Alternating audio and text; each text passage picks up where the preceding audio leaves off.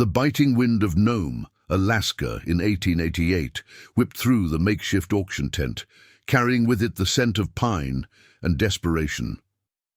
Inside, the air was thick with the rough shouts of men and the uneasy silence of the women huddled together. Anya, her deerskin clothes thin against the chill, stood tall despite the humiliation. Her village, nestled deep within the icy embrace of the interior, had been ravaged by a brutal winter and the relentless march of disease, leaving her an orphan and, inexplicably, a commodity. Her dark eyes, usually alight with the fierce independence of her people, now held a guarded defiance. "Next up!" roared the auctioneer, his voice hoarse. "This one's a stubborn one, came from one of those inland tribes. Called her savage by the others, wouldn't you say?" A ripple of chuckles spread through the men, their breath steaming in the cold. Anya flinched, but her gaze remained unwavering, fixed on the distant frost-rimmed mountains she yearned to return to. She felt the weight of their judging eyes, the contempt in their whispers. They saw only a wild creature, not the skilled hunter, the resourceful survivor she was. Her hands, calloused from years of tracking and tanning hides, clenched involuntarily. She would rather face a charging bear than endure this public degradation. Then, a voice, deep and resonant, cut through the din. $50. All eyes turned to a lone figure at the back, shrouded in the shadows of a heavy fur coat. Elias. His face, etched with the harsh realities of the Alaskan wilderness, was unreadable, his eyes a piercing blue that seemed to hold a profound weariness. He was known as a solitary trapper, one who preferred the company of the wild to that of men. The auctioneer, momentarily stunned by the unexpected bid for the savage, stammered for higher offers. Silence. "Sold!" The hammer fell with a final, echoing thud. Anya's heart hammered against her ribs, a mix of dread and a flicker of something she couldn't name. As Elias stepped forward, his gaze met hers, and in that fleeting moment she saw not judgment, but a glimmer of understanding. He extended a large, gloved hand, his voice a low rumble. "Welcome home, Anya." The words, simple yet profound, landed like warm embers in the icy void of her fear, a promise she dared not believe. The journey from Nome to Elias's remote cabin was a silent one, save for the crunch of snow beneath their snowshoes and the mournful howl of the wind.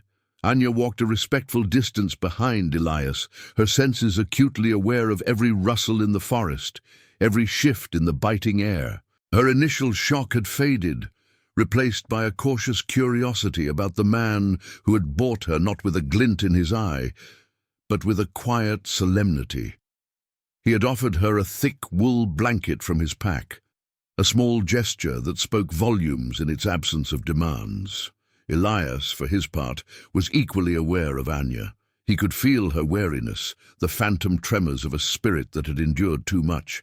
He remembered the derisive laughter at the auction, the cruel label, savage. He saw none of that in her eyes, only a fierce pride and a deep-seated pain that mirrored his own. His cabin, a small, sturdy structure of rough-hewn logs, finally appeared through the veil of falling snow, a single wisp of smoke curling from its chimney. It was a humble dwelling, yet it represented a refuge from the harsh world outside, a world that had taken so much from both of them. Inside, a small fire crackled in the hearth, casting dancing shadows on the walls. The scent of pine and wood smoke filled the air, surprisingly comforting. Elias gestured to a small cot in the corner. "You can rest here," he said, his voice softer now. He then turned to prepare a simple meal of dried meat and berries. Anya watched him, her hunger warring with her ingrained distrust. Yet there was no threat in his movements, only quiet competence. The silence between them wasn't awkward, but a shared understanding, a space where unspoken scars resided. The blizzard outside intensified, a reminder of the unforgiving land that would be their new, uncertain home. Days turned into a week, then two, and a quiet routine began to form in Elias's cabin. Anya, initially guarded, slowly started to observe her surroundings and her new companion. Elias was a man of few words, but his actions spoke volumes. He showed her how to maintain the traps, how to identify animal tracks in the freshly fallen snow, and how to preserve meat. He never demanded, only taught, patiently demonstrating techniques, then stepping back to allow her to try. She, in turn, discovered his methodical nature, his profound respect for the land, and the deep, almost aching loneliness that seemed to cling to him like the scent of wood smoke. One evening, as the northern lights painted the sky in shimmering greens and blues, Anya found herself beside Elias, watching the spectacle from the cabin doorway. The silence between them was no longer heavy, but comfortable, punctuated only by the crackle of the fire and the distant howl of a wolf. Elias, without looking at her, spoke in a low voice. "The winter can be cruel. It takes its toll." Anya understood. It wasn't just the cold he was talking about, it was the solitude, the losses that lingered in the vast empty spaces. Anya, surprising herself, found herself responding, her voice a soft murmur. "My village. The fever. It took everyone." The words, raw and unbidden, hung in the frigid air. Elias nodded slowly, his gaze fixed on the dancing lights. "My family? An avalanche? Years ago? I was out on the traps." A shared understanding passed between them, a recognition of profound loss that transcended words. In that moment, surrounded by the overwhelming beauty and harshness of the Alaskan wilderness, they were two broken souls finding solace in a shared silence, a fragile bridge forming between their isolated worlds. The food stores were dwindling. The winter, relentless in its grip, demanded that they venture out. Elias, after checking his traps and finding little, decided it was time for a proper hunt. He motioned for Anya to join him. Her eyes, which had held a flicker of apprehension whenever the subject of the outside world arose, now showed a spark of her former self. This was familiar territory, the one skill she excelled at. She watched as Elias prepared his rifle, a well-worn but meticulously maintained piece of equipment. "Stay downwind," he instructed, his voice low. "Move with the shadows. Patience is key." Anya nodded, her movements fluid and silent as they navigated the snow-covered forest. She noticed his keen observational skills, how he read the subtle signs of the wild. But she also saw opportunities he missed, small, telltale signs of game that her upbringing had ingrained in her. When they spotted a caribou herd, grazing cautiously in a clearing, Elias took aim. Before he could fire, Anya subtly pointed to a lone, older caribou slightly apart from the main group. Its gait was a fraction off, a slight limp. Elias hesitated, then adjusted his aim, recognizing her superior knowledge of the local wildlife. The shot echoed through the crisp air, clean and swift. As they approached the fallen caribou, a sense of quiet triumph filled Anya. It was the first time she had actively contributed to their survival in this new life. Elias met her gaze, a rare, faint smile touching his lips. "Good eye, Anya. Very good eye." His words were few, but the sincerity in his voice was a balm to her wounded spirit. It was more than just a successful hunt. It was a glimmer of trust, a tangible step towards a partnership forged in the unforgiving crucible of the Alaskan wilderness. Don't forget to subscribe to the channel for more incredible true-to-life stories. The relentless Alaskan winter often brought with it blizzards that could descend with terrifying speed and ferocity. One afternoon, while they were checking a distant trapline, the sky, previously clear, turned a menacing grey-white. The wind picked up, howling like a banshee, and thick, blinding snow began to fall. Elias immediately recognized the danger. "Blizzard!" he shouted over the rising roar of the wind. "We need to find shelter now!" They struggled against the whiteout, the familiar landscape rapidly disappearing beneath a swirling vortex of snow. The temperature plummeted, and Anya felt the biting cold seep into her bones despite her layers of fur. Panic, a cold, insidious dread began to creep in. Memories of her village, swallowed by the unforgiving winter, threatened to overwhelm her. She stumbled, her legs weakening. Just as despair threatened to consume her, Elias was there. He gripped her arm firmly, his hand a warm anchor in the swirling chaos. "Keep moving, Anya. Stay close." He didn't lecture or scold. His voice was calm, unwavering, a steady presence in the maelstrom. He pulled her forward, guiding her through the zero visibility, his broad back shielding her from the brunt of the wind. When they finally stumbled upon a shallow cave, barely more than an overhang, he pushed her inside, then quickly built a small, protective wall of snow at the entrance. He shared his last bit of dried meat and warmed his hands by rubbing them vigorously. His silent determination, his unwavering support in the face of the storm's fury, chipped away at Anya's remaining walls, revealing a profound sense of safety she hadn't felt since before her village fell.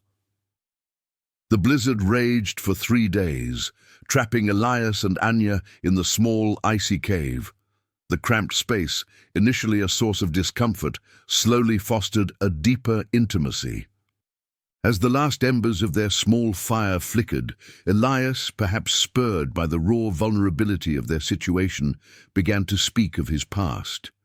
He spoke of his parents, homesteaders who had dared to carve a life out of this harsh land, only to be swallowed by a sudden avalanche. His voice, usually gruff, held a tremor of ancient grief. "I was just a boy," he confessed, staring into the fading glow. "Came back to nothing but buried hopes." Anya listened, her heart aching with a familiar empathy. She understood the crushing weight of loss, the feeling of being utterly alone in a vast, indifferent world. In turn, she found herself sharing more about her village, about the traditions, the songs, the faces of her family. She described the terrible sickness that had swept through, silent and deadly, leaving only silence in its wake. "I buried them myself," she whispered, the memories still vivid, the earth frozen and unyielding beneath her pick. Their shared stories, woven into the fabric of the blizzard's howl, created an unbreakable bond. In that confined space, stripped of the distractions of daily life, they saw each other not as stranger and buyer, but as two individuals bearing the heavy burden of their pasts. The cave, once a temporary refuge, became a sanctuary of shared vulnerability, where healing, slow and imperceptible, began to take root. The storm outside may have isolated them, but inside, it forged a connection that would withstand far more than just the cold. The spring thaw brought new life, but also new dangers. As Elias and Anya expanded their traplines, venturing deeper into the wilderness that was slowly becoming their shared domain, they began to encounter disquieting signs. Fresh boot prints that weren't theirs, crudely set snares that spoke of amateur hands, and the unmistakable scent of unfamiliar wood smoke carried on the wind, all pointed to other trappers encroaching on what Elias had long considered his exclusive territory. This was more than a nuisance. It was a direct threat to their livelihood, and in this untamed land, a challenge to their very survival. One crisp morning, with the sun just beginning to burn off the last vestiges of morning mist, they rounded a familiar bend in the frozen river. The air, usually filled with the quiet rustle of waking wildlife, was suddenly thick with an unwelcome tension. There, huddled around a recently made fire, were 3 rough-looking men. Their faces, weathered and hardened by years of harsh living, were contorted into expressions of crude curiosity as their eyes immediately fixed on Anya, sizing her up with an unsettling possessiveness that made her skin crawl. The leader, a burly, unkempt man named Silas, with a scarred cheek and a wolfish grin, spat into the snow. "Well, well, Elias, fancy goods you got there. Heard you picked up some savage at auction. Seems she's cleaned up rather nicely." His words, laced with condescension and a thinly veiled threat, hung in the frigid air like a poisoned dart. Anya felt a cold dread settle in her stomach, the familiar, sickening feeling of being judged, reduced, and dehumanized. Her mind reeled back to the auction tent, the leering faces, the whispered taunts. She instinctively stepped back, her hand moving without conscious thought to the small, sharp knife she always carried tucked into her belt, a silent promise of defense. Elias, however, moved forward, his action swift and decisive. He positioned himself squarely between Anya and the leering trappers, his broad back a shield. His posture was rigid, every muscle taut, his gaze unwavering, fixed directly on Silas. The very air around him seemed to crackle with a silent primal warning, a palpable shift in the atmosphere that even the hardened trappers could sense. "She's not good, Silas," Elias said, his voice low and dangerously calm, each word delivered with the weight of granite. "And this is my territory. You're trespassing." Silas, momentarily taken aback by Elias's unexpected resolve, let out a harsh, grating laugh that held no genuine humor. "Easy, old man, just admiring the merchandise." He took a casual yet deliberate step towards Anya, his eyes still fixed on her. In that instant, a flicker of something truly menacing crossed his face. But before he could take another, Elias moved with surprising, almost startling speed. His right hand shot out, not threateningly, but with a deliberate, decisive motion, gripping the stock of his rifle. The subtle yet unmistakable click of the safety being disengaged echoed loudly in the sudden, tense silence that had fallen over the clearing. Elias's eyes, usually reflecting a deep weariness, were now steel, cold, hard, and utterly without compromise. "Leave, now!" he commanded, his voice filled with an unyielding resolve that left no room for argument, no space for negotiation. Silas, visibly surprised by Elias's uncharacteristic assertiveness and the clear, undeniable threat in his eyes, hesitated.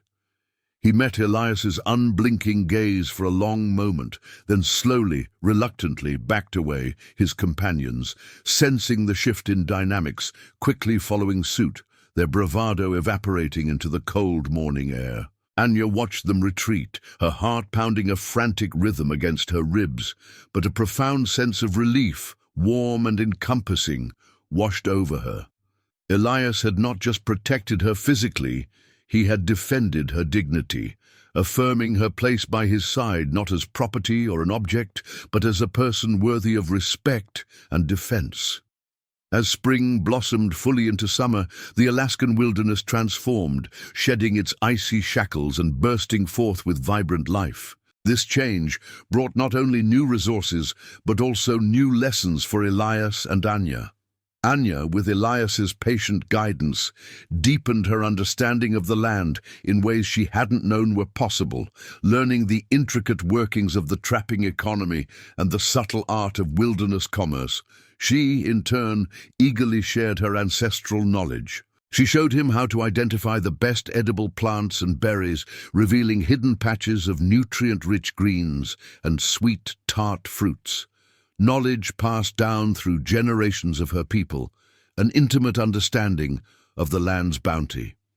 Elias, in turn, taught her about the precise cycles of the trapping season, the intricate patterns of animal migration, and the crucial importance of sustainability, taking only what was needed, ensuring the land remained bountiful for future seasons. Their roles blurred seamlessly, each learning from the other, their partnership growing stronger and more interconnected with every shared sunrise and sunset, their distinct strengths intertwining.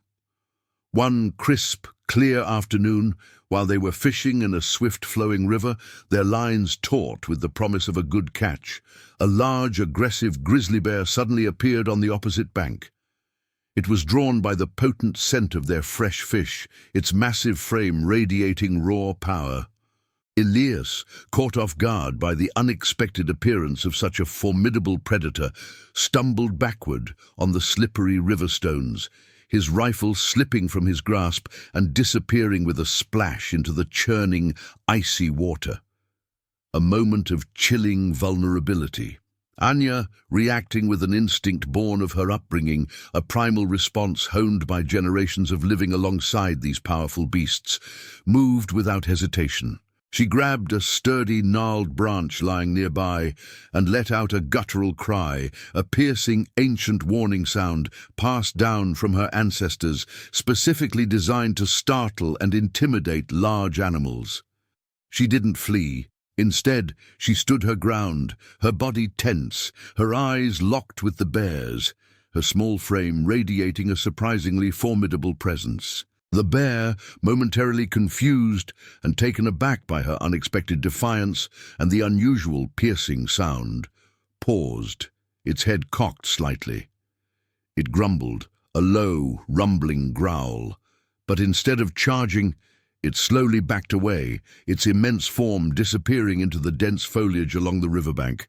Elias, scrambling back to his feet, dripping wet and shaken but unharmed, stared at Anya, a new, profound respect dawning in his eyes. He had faced countless dangers in the wilderness, but her raw courage in that moment was something he hadn't witnessed before. "You saved us," he said, his voice laced with awe, a genuine admiration shining through.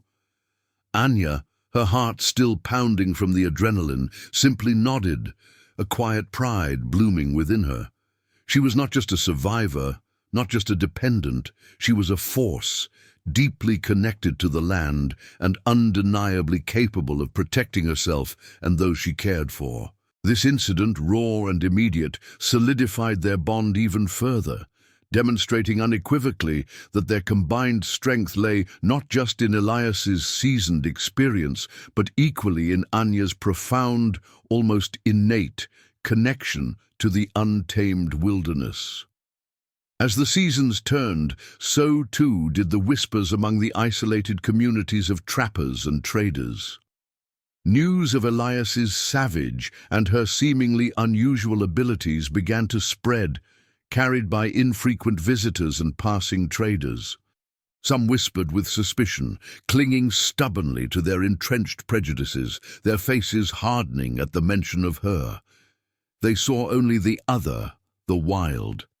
Others, however, having heard growing tales of Elias and Anya's increasingly successful hunts, the burgeoning prosperity of his trapline, and the undeniable quality of their furs, began to speak with a grudging respect, a reluctant acknowledgement of their capabilities. When Elias and Anya occasionally ventured to the nearest trading post for essential supplies, a journey that had once been fraught with tension, the stares were still present, a lingering shadow of judgment, but the open ridicule had lessened significantly, replaced by a cautious curiosity, a reluctant recognition of their partnership.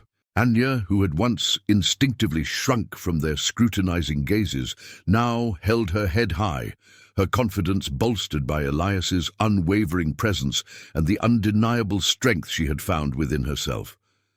Their cabin, once a lonely outpost in the vast wilderness, had truly become a home. The simple structure, initially a mere shelter, now held the vibrant warmth of shared laughter, the comforting scent of cooked meals simmering over the hearth, and the quiet, harmonious rhythm of two lives intertwined.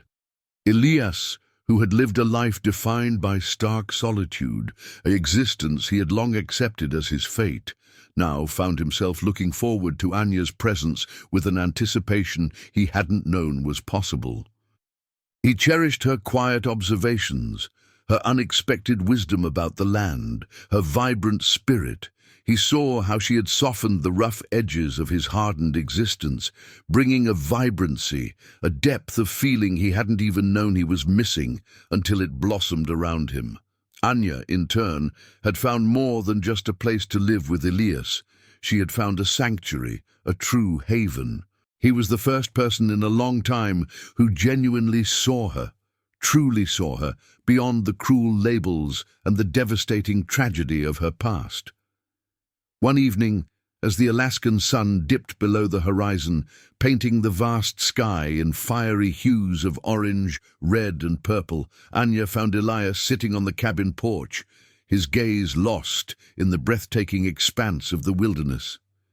She sat down quietly beside him, the comfortable silence settling between them like a soft blanket. He turned his head slowly towards her, his gaze tender, a vulnerability in his usually guarded eyes that she hadn't seen before, a raw emotion shining through. "Anya," he began, his voice rough with emotion, laced with an unfamiliar tremor. You brought life back to this place, to me." The words, simple yet profoundly heartfelt, hung in the crisp evening air, laden with an unspoken affection that transcended the simple, transactional nature of their first meeting. Anya met his gaze, a soft, knowing smile gracing her lips, and in her eyes he saw not just gratitude for his kindness, but a reciprocal warmth, a deep, silent acknowledgement of the quiet, enduring love that had so gently, yet powerfully, blossomed between them. A love forged not by circumstance, but by the crucible of shared survival, mutual respect, and the profound act of truly seeing one another. The following spring, with its gentle thaw and the first tentative shoots of green pushing through the melting snow, brought not only a renewed vibrancy to the land, but also a profound sense of renewal and a definitive shift in Elias and Anya's lives. Elias, no longer the solitary, reclusive figure he once was, willingly made the journey to the trading post with Anya proudly by his side. This time, there were no snide remarks, no open disdain, no hostile whispers clinging to their presence. Instead, there were nods of acknowledgement from the other trappers and traders, a few curious but no longer malicious glances, but mostly a quiet, almost respectful acceptance. The broader community had witnessed their remarkable resilience, their unwavering success against the harsh odds of the wilderness, and the undeniable, powerful bond that had visibly formed between them. Their story, once a subject of cruel gossip, was now becoming a quiet testament to strength. Back at the cabin, which they had lovingly expanded and made even more comfortable over the long winter, they continued their life together, a partnership built on a foundation of mutual respect, shared purpose, and a deep, abiding affection that had grown from the barren soil of their pasts. Anya, drawing from her heritage, taught Elias more about the intricate ways of her people, their profound respect for the land, their intricate connection to the natural world, their understanding of its subtle rhythms and warnings.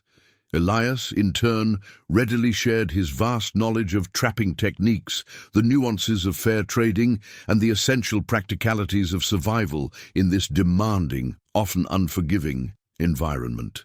Their days were now filled with the natural rhythm of the changing seasons, the satisfying hard work of maintaining their trap lines, and the quiet joy of countless shared moments.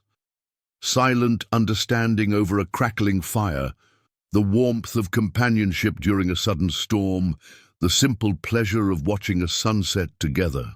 The trauma of their pasts hadn't magically vanished, but it had receded into the background, no longer defining their every waking moment, replaced instead by the burgeoning strength of their present and the hopeful promise of their shared future. Years passed, flowing like the strong rivers through the Alaskan landscape. The lonely hunter and the young woman, once cruelly dubbed the Savage, slowly but surely became a legend in the vast, untamed Alaskan wilderness. Their story transformed into a testament to resilience in the face of adversity, to the power of acceptance over prejudice, and to the profound truth of finding a true home in the most unexpected of places. They built a life not just of bare survival, but of quiet happiness, their cabin becoming a beacon of warmth and companionship amidst the vast, wild expanse. Their narrative, once a personal struggle, became a whispered tale around remote campfires, a powerful reminder that the true measure of a person lay not in their origins or the harsh prejudices of others, but in the kindness they offered, the courage they displayed in the face of hardship, and the enduring love they found and nurtured. Elias and Anya, two souls once broken and utterly adrift in a world that seemed determined to crush them, had ultimately found their true home, not merely in a physical place but irrevocably and beautifully within each other. Thank you for watching this powerful story of love and survival in the Alaskan wilderness. Subscribe to our channel for more true-to-life narratives that move and inspire.